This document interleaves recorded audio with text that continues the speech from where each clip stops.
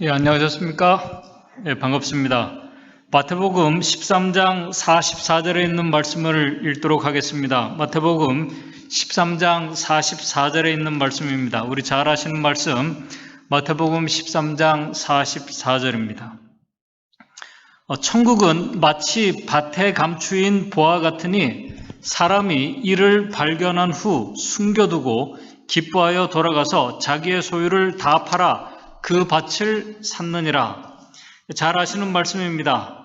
우리 잘 아시는 것처럼 마태복음 13장은 예수님께서 천국에 대해서 다양하게 비유하는 그 장면들을 기록한 책입니다.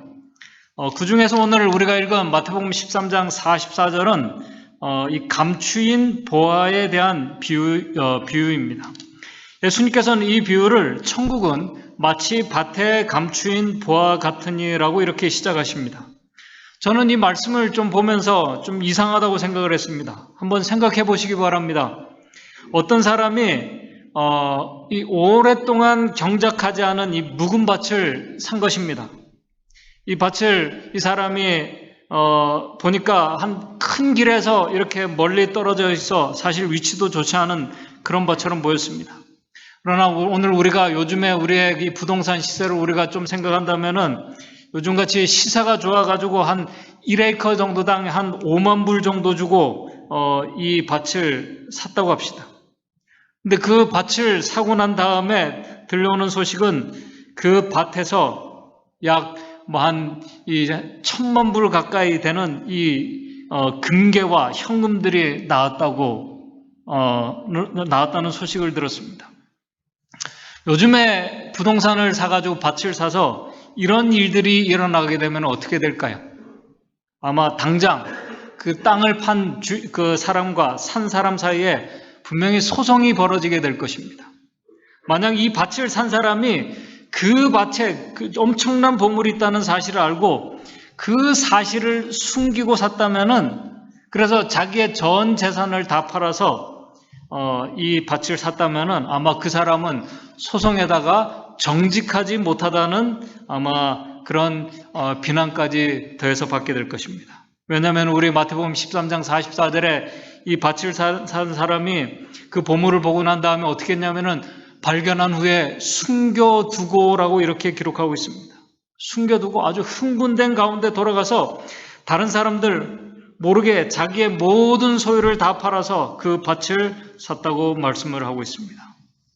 오늘 이 말씀의 이 시간에 우리의 말씀의 포인트는 그 밭을 산 사람이 정직한 사람인가 아니면 부정직한 사람인가가 아닙니다. 오늘 그 이유는 오늘 이 비유가 오늘 우리에게 그것을 교훈하고 있지 않기 때문에 그렇습니다. 우리 재림교회 우리 주석에도 이런 염려에 대해서 이렇게 기록을 하고 있습니다. 우리 마태복음 13장 44절에 숨겨두고라는 여기에 대해서 이렇게 주석하고 있습니다. 그리스도는, 예수님께서는 이 사람의 행동을, 이 사람이 취한 이 행동을 반드시 칭찬하는 것도 그렇다고 정죄하는 것도 아니라는 점을 주의해야 한다. 예수님께서는 이 사람에 대해서 칭찬을 하거나 이 사람을 정죄하지 않으셨습니다. 정죄한다는 것은 이 사람이 이것을 정직하지 못하고 도덕적이지 못했기 때문에 예수님께서 정죄하셨다는 그런 기록이 없다는 것입니다. 이 사람의 행동의 정당성에 어떤 의문이 있다면은 분명히 우리가 의문이 생길 것입니다. 있다면은 비유의 목적상 이 사람의 품성에 대한 것은 그리스도가 제시하려고 하는 그 주된 논점과는 아무런 관련이 없다는 것을 기억해야 된다. 이 사람의 품성과 예수님께서 전하고자 하는 그 논점과는 관련이 없다는 것입니다.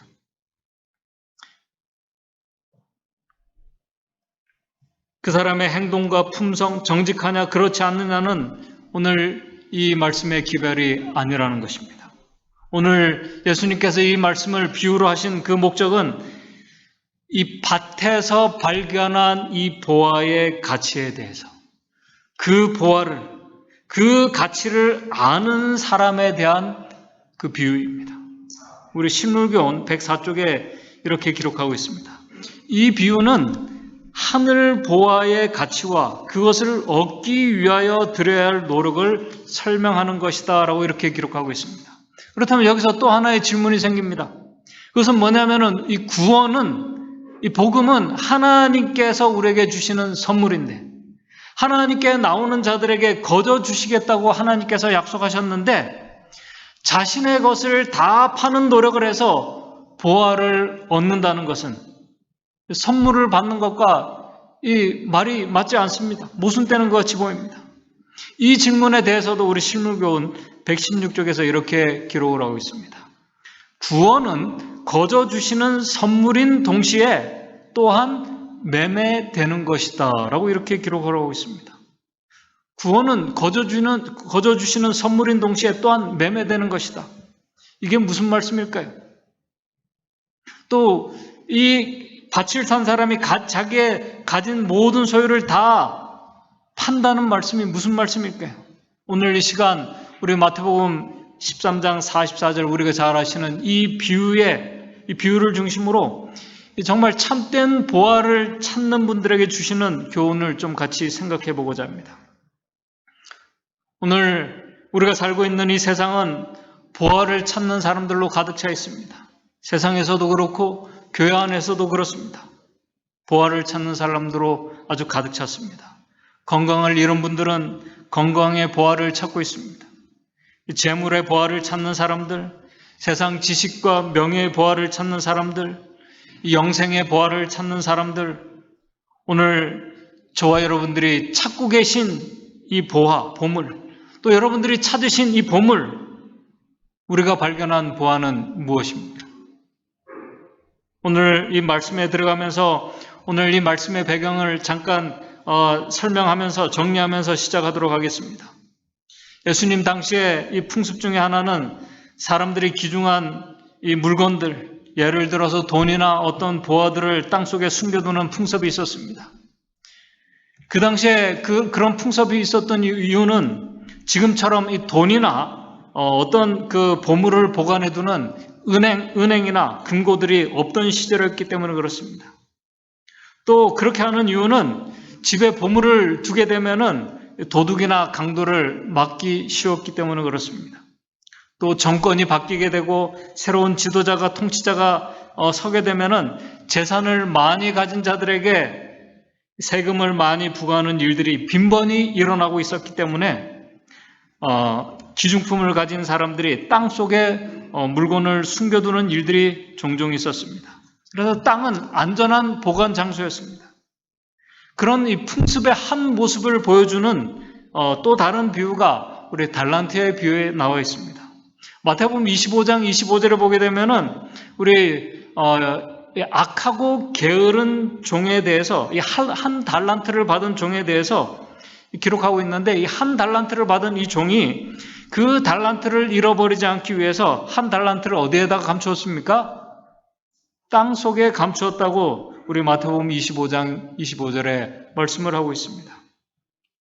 우리 역사가인 그 유대의 역사가 요세푸스도 유대인들이 가지고 있는 금과 음과 그 외 가장 귀중한 기구들을 어떤 뜻하지 않는 전쟁에 대비하여 모두 지하에 이 땅 속에 대부분의 사람들이 감추어 두었다라고 우리 역사가도 그렇게 기록을 하고 있습니다.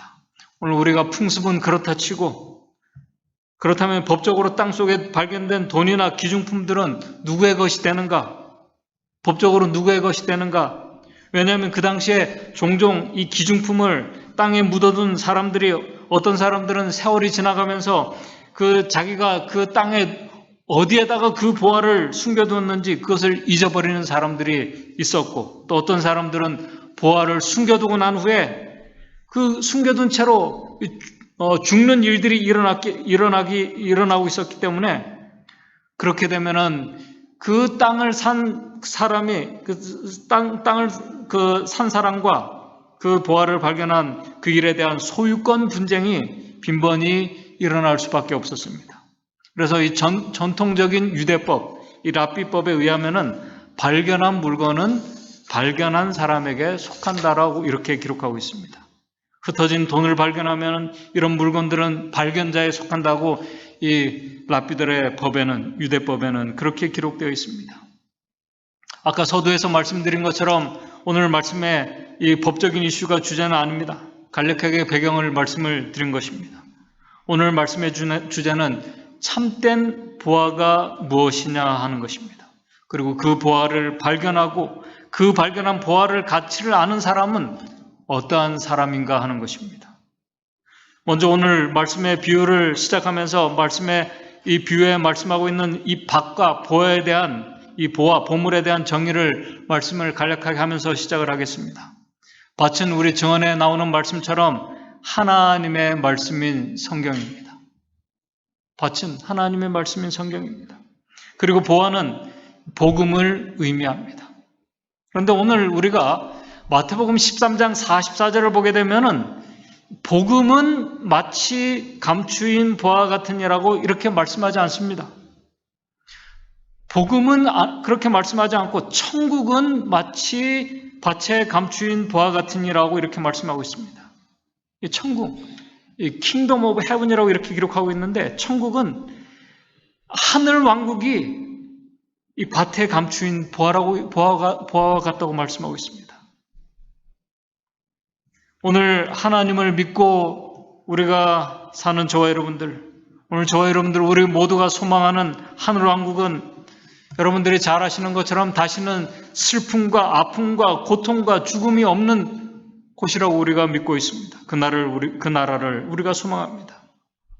그런데 예수님께서는 바로 그 천국을 밭에 감추인 보화에 비유하셨습니다.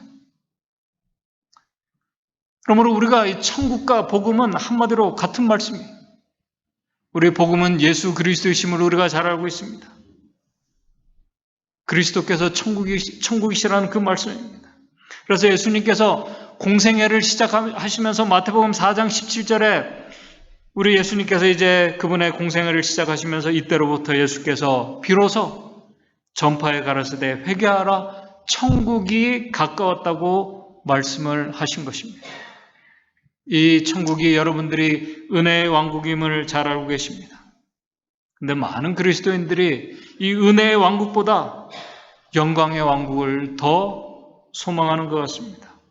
슬픔과 아픔과 죽음이 없고 햇볕이 필요 없는 새하늘과 새 땅이 있는 그곳, 오늘 우리는 그곳을 이 세상에서 우리가 한 번도 보지 못한 우리 보석들과 정금으로 둘러싸인 새 예루살렘 성이 있고 그곳에 생명나무와 생명수가 흐르는 곳으로 우리가 알고 있습니다. 그곳에 들어가는 사는 자들은 다시는 아프지 않고 오늘 우리처럼 아프지 않고 죽지도 않고 영원히 살게 될 것을 우리가 그렇게 믿고 그 천국을 특별히 우리 재림 성도들이 소망하며 살고 있습니다. 그런데 오늘 우리가 그것이 왜 천국이 되는지 그 당연한 이유를 우리가 좀 생각해 볼 필요가 있습니다. 그 이유는 간단합니다. 성경에 분명히 나와 있습니다. 그것이 천국인 이유는 하나님과 어린 양이 함께 거하는 곳이기 때문에 천국이라는 것입니다. 천국인 이유는 하나님과 어린 양이 바로 생명의 근원이시고 오늘 우리의 행복과 우리의 감사와 모든 것의 근원이신 그분께서 그 왕국을 주관하고 계시기 때문에 천국인 것입니다.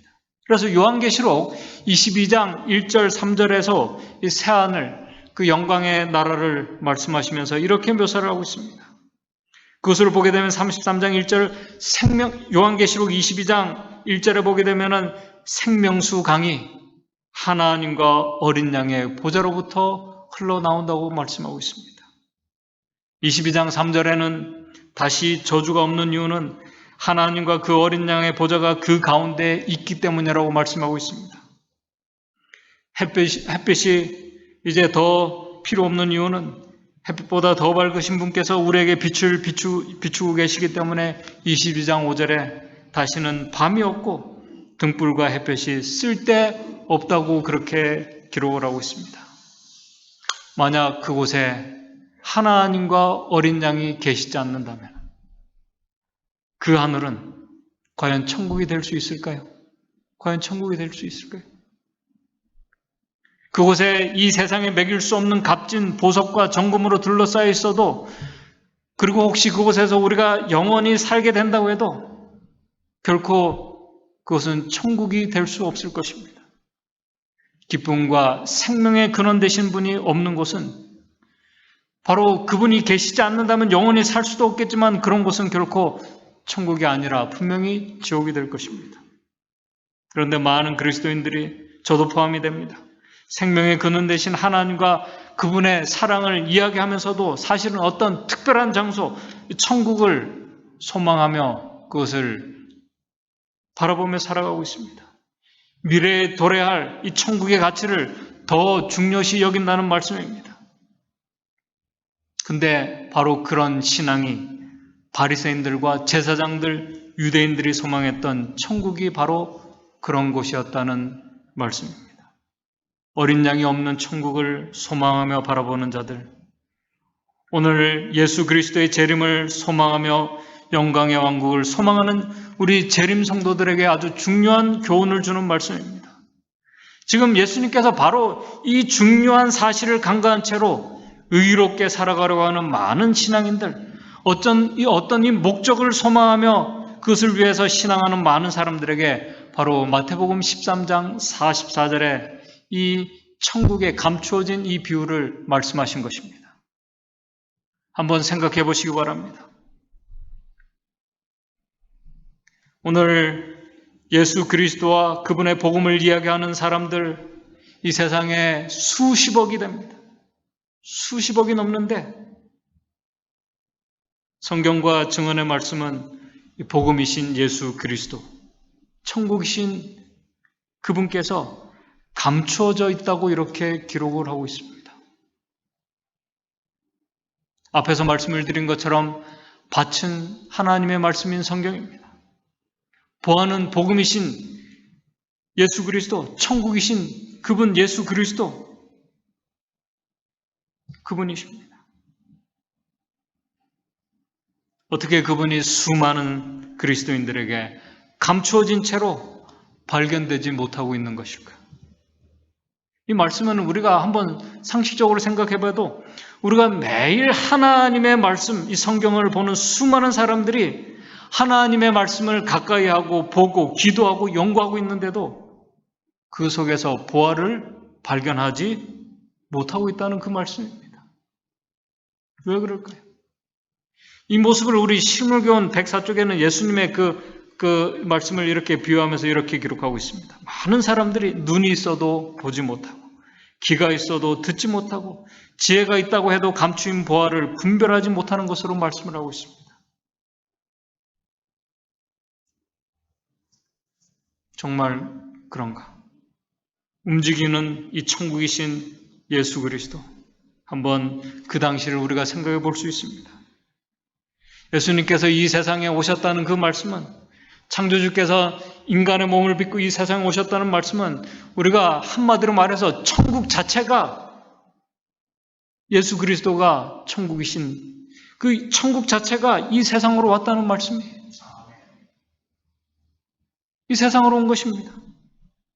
그런데 그 당시 수많은 사람들이 세상이 아닌 우주에 하나밖에 없는 이 값진 보화이신 예수 그리스도, 천국이신 그분과 함께 거하고 그분과 함께 대화하고 그분과 그 많은 이 봉사하고 많은 이적을 베푸는 것을 보고 있었음에도 불구하고 그 보화를 알아보지 못했다는 사실입니다.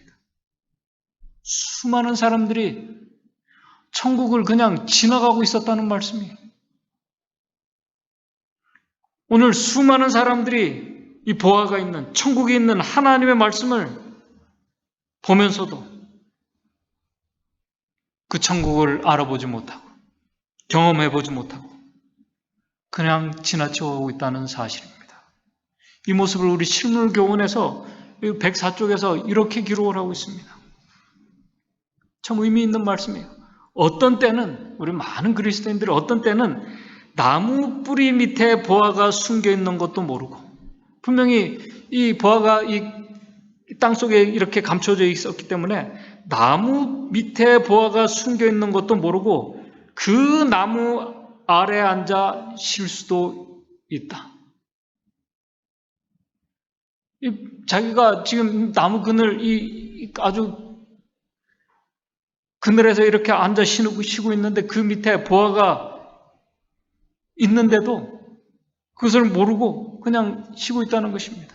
그러면서 뭐라고 표현했냐면 유대인들이 바로 그랬다는 것입니다. 오늘 우리도 그런 안타까운 자들이 될 수 있다는 사실입니다. 저는 이 말씀을 생각하면서 특별히 우리 재림교회 안에 있는 저 자신을 포함해서 우리 많은 우리 성도들 또 그리고 이 교회를 다녀가신 분들을 좀 생각해 보았습니다. 우리 교회가 오늘 말씀에 보아는 분명히 아닙니다. 그러나 이 교회를 통해서 이 교회를 통해서 수많은 진리들과 많은 기별들이 하나님의 말씀에 기초해서 기별들이 전해졌습니다. 어떤 교회에서는 예언의 기별들이 전해졌고 또 우리 교회에서는 이 건강연수회나 아주 다양한 만남을 통해서 우리의 망가진 어떤 육체와 영혼을 온전히 회복해 하시는 참된 이 보물이신 참된 회복자이신 예수 그리스도가 분명히 전해졌습니다. 이 말씀을 하게 되면 어떤 분들은 예수 그리스도가 재림교회만 전해지고 있느냐 의문을 제기하시는 분들이 계십니다. 분명히 세상의 보아이신 예수 그리스도, 천국이신 예수 그리스도 이 교회에서만 전해지는 것이 아닙니다. 각종 미디어를 통해서 지금도 전해지고 있고 유튜브를 통해서 홍수처럼 전해지고 있습니다. 그럼에도 많은 사람들이 참된 부활을 발견하지 못하고 공허하고 불안한 가운데 염려하는 가운데 자신이 어떤 원하는 부활을 찾고 있다는 사실입니다. 참된 부활이신 예수 그리스도, 천국을 발견하지 못한 사람의 모습입니다. 하나님의 교회, 그리스도께서 세우신 교회에 들어와서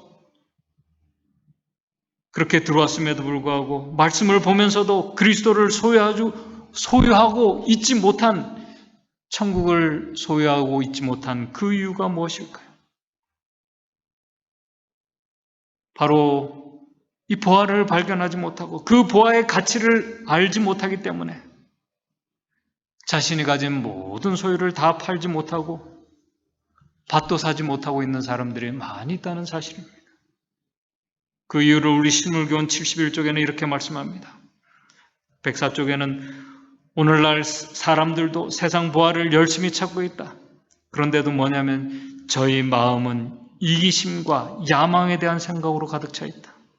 그들은 세상의 재물과 명예와 권세를 얻기 위하여 하나님의 계명보다 처세술과 유정과 사람의 제안을 더 존중하였다. 그러므로 하나님의 말씀의 보화가 그들에게 숨겨져 있었다라고 이렇게 기록하고 있습니다. 건강이 좋지 않아서 그 건강으로 참된 회복자이신 예수 그리스도,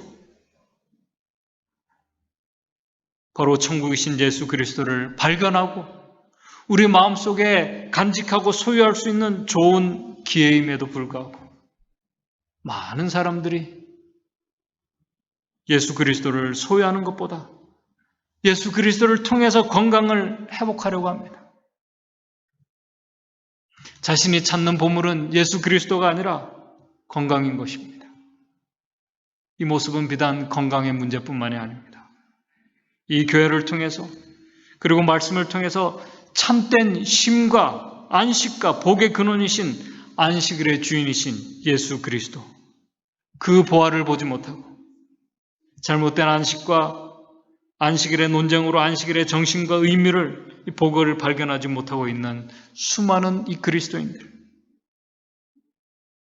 그리고 이 귀한 이 보물 앞에서 계산해야 할 이 세상적인 이해 득실들을 생각하는 분들, 참된 진리를 발견하고도 어떤 세상적인 인맥들과 인간관계들 생각하면서 머뭇거리고 말씀을 상고하지 못하고 묵상하지 못하고 신앙생활을 하는 분들 의외로 많이 있습니다. 안타깝지만 참된 보화이신 예수 그리스도를 발견하지 못한 사람입니다. 참된 보화의 가치를 알지 못하기 때문에 그런 것입니다. 분명 하나님께서 세상 모든 사람들이 마음만 먹으면은 값진 보화를 발견할 수 있도록 분명히 하셨습니다. 그럼에도 수많은 사람들이 말씀을 보면서도 교회 안에 들어왔음에도 불구하고 부활을 발견하지 못하고 있습니다. 그 이유를 우리 실물교훈은 계속 이렇게 말씀합니다. 경건이 있고 재능이 있는 사람들이 영원한 사물을 보기는 하지만은 종종 그것을 이해하는 데 실패하는 까닭은 눈에 보이는 것들이 보이지 않는 영광을 가려우기 때문이다. 눈에 보이는 이해의 득실과 인간관계들, 우리의 유전과 전통들, 하나님의 말씀을 잘못 이해하고 해석하는 자들의 말을 따라가는 그런 일들, 영원한 사물의 가치를 알아볼 수 없게 하고 있습니다. 그래서 우리 고린도후서 4장 3절 4절에 이렇게 말씀합니다. 고린도후서 4장 3절 4절에 만일 우리의 복음이 가리웠으면 망하게 하는 자들에게 가려운 것이라. 4절 그 중에 이 세상 신이 믿지 아니한 자들의 마음을 혼미케 하여 그리스도의 영광의 복음의 광채에 미치지 못하게 하고 있다고 말씀하고 있습니다. 결국 고린도전서 2장 14절에 이렇게 말씀합니다. 육에 속한 사람은 하나님의 성령의 일을 받지 아니하나니 저희에게는 미련하게 보이며 또 깨닫지 못하는 것이라고 말씀하고 있습니다. 오늘 이 천국 부활은 영적으로만 분별할 수 있는 것입니다. 얼마나 그것이 귀하고 가치 있고 감사한 것인지. 오늘 우리가 알아야 할 것은 예수 그리스도의 이 복음이신 천국이신 이 가치를 우리가 정말 발견한 사람은 이것이 얼마나 귀하고 얼마나 가치 있고 감사한 것인지 아는 사람은 모든 것을 다 팔 수 있는 사람입니다. 그 가치를 아는 사람만. 우리의 모든 재산을 다 팔고 부활을 샀다는 이 말씀은 오늘 우리가 가진 이 세상적인 재물을 다 팔아서 하나님께 바치라는 그 말씀이 아닙니다. 그 말씀이 아니에요. 오늘 우리가 예수 그리스도보다 이 부활보다 이 진리보다 더 소중하게 여기는 것들, 바로 그런 것들이 앞에서 말씀드린 건강이 될 수 있습니다. 세상 재물이 될 수 있습니다. 어떤 성경적인 지식들이 될 수 있습니다. 우리의 감정이 될 수도 있습니다. 어떤 인간관계가 될 수 있습니다. 잘못된 가르침을 진리라고 믿고 따르는 것이 될 수도 있습니다. 그러므로 이 소유를 다 판다는 이 말씀은 바로 예수 그리스도보다 더 귀하게 여기고 있는 모든 것을 다 내려놓고 포기하고 그것보다 더 가치 있는 그리스도를 마음에 모시는 것을 말씀하고 있는 것입니다. 그렇게 할 수 있는 사람이 바로 이 천국의 부와 이 가치를 확실하게 알고 있는 사람이기 때문에 그렇게 할 수 있다는 사실입니다. 오늘 우리가 예수 그리스도를 정말 우리 마음에 소유한다는 것은 그분께서 우리 안에 거하신다는 것은 우리가 그런 말을 잘 합니다. 한번 생각해 보십시오. 예수 그리스도를 우리가 정말 소유한다면 오늘 우리는 온 하늘을 다 소유한 것입니다. 온 하늘을 다 소유한 것입니다. 우리는 천국을 소유한 것입니다.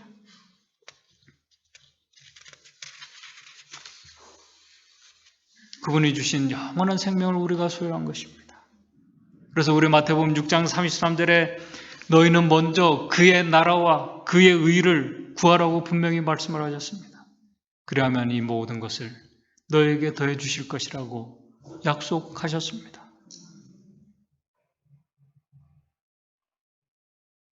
그러므로 이 보아 천국을 발견하고 예수 그리스도를 참으로 온전히 믿는 자들은 그분을 소유했다는 그 말은 우리 실물교훈에 이렇게 기록하고 있습니다.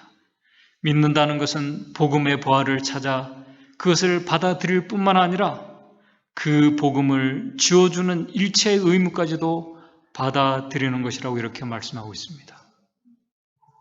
우리 주님께서 우리에게 주시는 의무는 이 천국의 경험을 하도록 우리에게 하시는 그 의무입니다.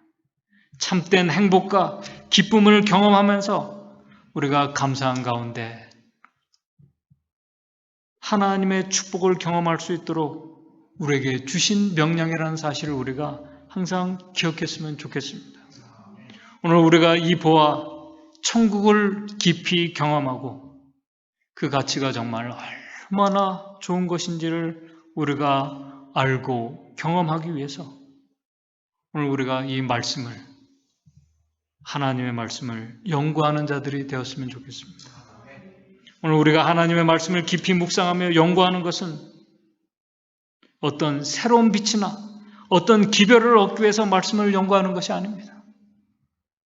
우리가 잘 아는 이 주제들, 예수님의 그 성육신과 그분의 공생애와 봉사들과 십자가와 부활, 그리고 하늘의 중보사역들과 그분의 다시 오심과 재림의 징조들을 우리가 살피면서 그 말씀을 우리가 깊이 연구하고 묵상하는 것은 오늘 이 복음을 주신 이 복음이 얼마나 기쁘고 또 하나님의 사랑과 은혜가 얼마나 깊은지를 우리가 더 깊이 느끼고 경험하기 위해서 그런 것입니다. 바로 그것이 천국의 경험인 것입니다. 바로 그렇게 오늘 예수 그리스도 천국을 우리가 소유한 자들이 은혜의 왕국을 경험한 자들이 영광의 왕국을 들어가게 될 것이고 그곳에서 우리 주님과 영원히 함께 살게 될 것입니다. 우리 실물교훈에 있는 말씀을 읽으면서 오늘 말씀을 정리하도록 하겠습니다. 우리의 구원은 성경 안에 있는 진리를 아는 데 달려있다. 우리가 이 진리를 갖는 것이 하나님의 뜻이다. 찾으라. 갈급하는 심령으로 보배로운 성경을 살펴보라. 마치 광부가 금강맥을 찾기 위하여 땅을 파듯이 하나님의 말씀을 탐구하라. 하나님께 대한 그대의 관계가 또 그대에 대한 하나님의 뜻이 무엇인지 오늘 하나님의 우리를 향한 뜻이 무엇인지 확실히 알 때까지 탐구하는 일을 중단하지 말라. 오늘 우리를 향하신 하나님의 뜻이 무엇인지 어려운 가운데서 문제 가운데서 우리가 우리를 향하신 하나님의 뜻이 무엇인지 우리가 알기 위해서 이 말씀을 우리가 탐구해야 됩니다. 그리스도께서는 너희가 내 이름으로 무엇을 구하든지 내가 시행하리니 이는 아버지로 하여금 아들을 인하여 영광을 얻으시게 하려 함이니라. 내 이름으로 무엇이든지 내게 구하면은 내가 시행하리라고 말씀하셨다. 이 값진 보화를 발견하고 오늘 저와 여러분들이 이 하나님의 말씀 속에서 바로 이 보화이신 예수 그리스도를 우리가 소유함으로 인해서 오는 참된 그 기쁨과 감사와 또 감동이 천국의 경험을 하시는 한 주일의 삶이 되시기를 바라면서 오늘 말씀을 마치도록 하겠습니다. 하늘에 계신 하나님 아버지, 오늘 예수 그리스도보다 더 귀하고 더 가치 있는 것이 이 세상에 아무것도 없음을 우리가 꼭 깨달을 수 있도록 도와주시옵소서. 아멘.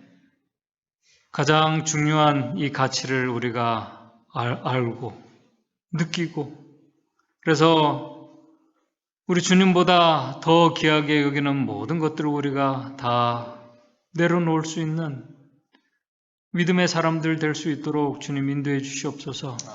그래서 우리 예수 그리스도 그분을 우리가 마음에 모시는 것, 우리가 하늘을 통째로 우리가 얻은 것, 이 사실을 하늘이 우리 속에 들어왔음을 우리가 기억하며 감사하며 우리가 어떠한 일을 당하든지 하나님께서 우리의 모든 것을 해결해 주실 것을 우리가 믿으며 감사하게 우리의 믿음의 여정을 살아가는 우리 믿음의 성도들 될 수 있도록 주님 인도해 주시옵소서.